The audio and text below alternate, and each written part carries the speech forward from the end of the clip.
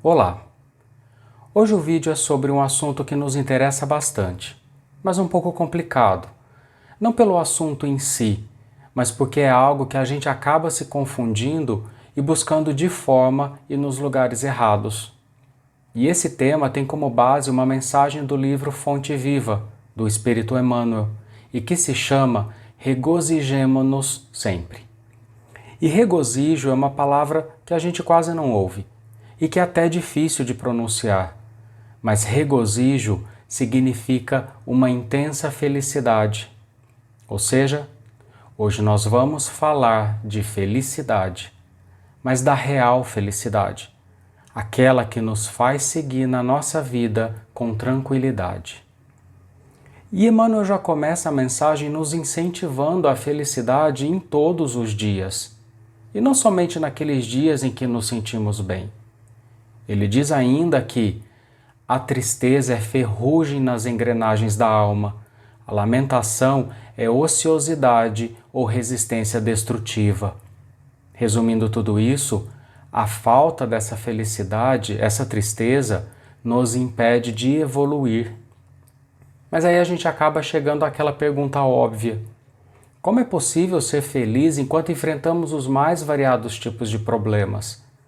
E não importa se são pequenos ou grandes, eles nos doem, eles nos causam sofrimento e, consequentemente, tristeza. E é realmente difícil, não é fácil. Eu mesmo, houve uma época em que estava passando por uma situação bem complicada na minha vida profissional, no meu trabalho, e aquilo estava realmente me desequilibrando. Eu estava tão desequilibrado que eu já não conseguia resolver mais nada na minha vida, mesmo as coisas mais simples. Eu estava com o foco tão voltado para a ansiedade e tristeza que aquela situação me causava que eu paralisei. E por mais que eu insistisse, eu me perdia em qualquer coisa que tentasse fazer. E era uma bola de neve. Aquela tristeza e lamentação me tiravam a vontade de fazer qualquer coisa. E quanto mais ocioso eu ficava, mais tudo aquilo me entristecia. E eu não via saída. Até que depois de um tempo e com muito esforço, porque, de novo, não é fácil, eu resolvi sair do problema e tentar enxergar além, mas resolvi principalmente confiar. A gente precisa confiar, a gente precisa sair, se fortalecer e depois voltar. A gente precisa expurgar essa tristeza que nos paralisa e dar lugar à felicidade que nos eleva. Mas de nada disso adianta se a gente não entender de que felicidade estamos falando. Nós não estamos falando aqui daquela felicidade que normalmente buscamos, aquela voltada à euforia ou ao prazer momentâneo que sentimos com as situações ligadas à nossa vida material. Não era a solução daquele problema que eu enfrentava no trabalho que me traria felicidade. Não é isso. Problemas nos aparecem a todo instante no nosso caminho. Estamos rodeados deles. É por isso que aqui eu falo da felicidade que transcende o nosso corpo.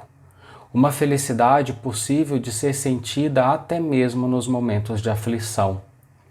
A gente fala da felicidade espiritual. Mas é importante termos consciência também da nossa condição. A gente precisa conhecer os nossos limites e saber qual é a felicidade que nos é possível sentir. E essa resposta está no Livro dos Espíritos. Kardec perguntou se é possível o homem desfrutar da felicidade completa aqui na Terra. E os Espíritos lhes responderam que não. E explicaram que não podemos desfrutar dessa felicidade absoluta porque a nossa vida aqui nos foi dada como prova ou como expiação. Essa ainda é a nossa condição. Mas os Espíritos completaram que depende de nós suavizarmos os nossos males e ser tão feliz quanto possível sobre a terra. E isso já é um alento no nosso coração. Conseguimos, sim, alcançar uma felicidade relativa. E essa felicidade nós só vamos conseguir sentir se tivermos a capacidade de ter equilíbrio e paz interior, mesmo que estejamos em uma situação em que pareça estar o mundo desmoronando na nossa cabeça. E é aqui que está a chave. Como encontrar esse equilíbrio e essa paz interior? Até podemos pensar em uma lista gigante de respostas a essa pergunta, mas há algo que vem antes de qualquer uma dessas respostas: conhecimento. O conhecimento é o veículo que nos leva adiante em todos os sentidos. É ele que nos faz evoluir na ciência, na tecnologia, na cultura. É ele que nos impulsiona a nossa própria evolução espiritual. E nessa nossa evolução espiritual, o conhecimento trazido pela doutrina espírita tem papel fundamental. O Espiritismo não só nos ajudou a compreender os ensinamentos de Jesus, tornando mais fácil colocá-los em prática, como nos mostrou que a nossa vida continua no mundo espiritual de modo muito semelhante ao que vivemos aqui na Terra. E é justamente esse um dos maiores ensinamentos da doutrina espírita. O que vivemos aqui é passageiro, um estágio necessário para a nossa evolução. Compreendendo isso, a gente consegue entender quando Jesus diz: "Bem-aventurados os aflitos, pois serão consolados." Ou seja, sentimos dor hoje, mas além de compreendermos que essas dores têm uma razão, entendemos que elas não são eternas, que têm prazo para terminar.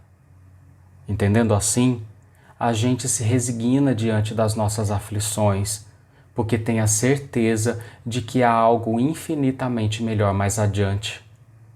Fazendo uma comparação simples, é como qualquer grande cientista.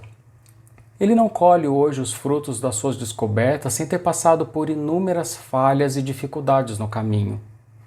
Nenhum atleta olímpico comemora seu prêmio sem ter sofrido as dores do treino. Essa é a lei. Não há como chegarmos ao futuro de luz sem as dores da caminhada. E apesar de não conseguirmos enxergar tão claramente esse futuro consolador na nossa própria vida, já nos foram concedidas provas suficientes com as centenas de histórias que nos deixaram os espíritos através, por exemplo, de Chico Xavier, só para citar o maior de todos os médiuns.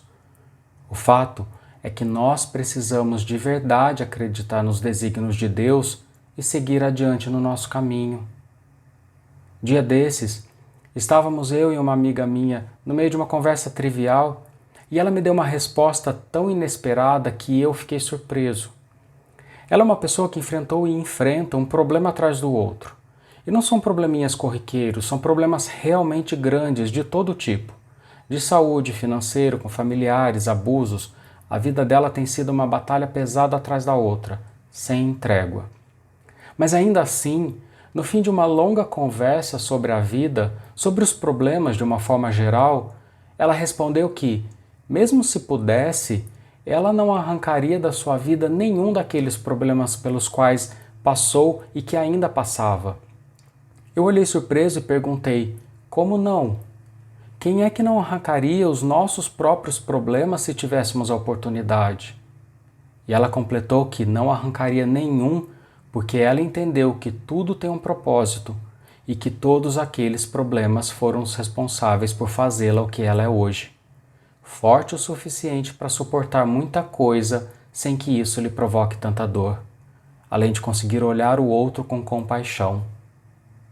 Poucos de nós conseguiríamos dar essa resposta. E eu aqui acrescento que ela conseguiu porque ela olhou para dentro de si, se conheceu, saiu de si mesma e se voltou aos outros.